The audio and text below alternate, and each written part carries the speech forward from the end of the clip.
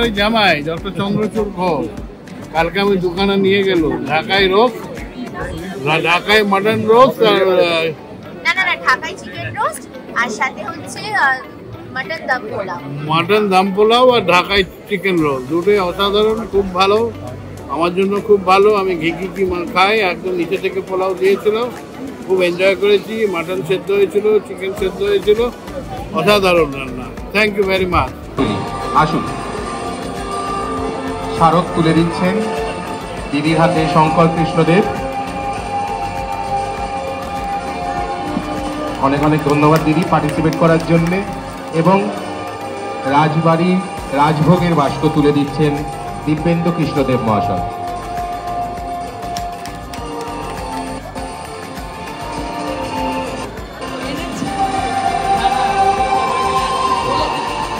অনেক অনেক ধন্যবাদ দিদি।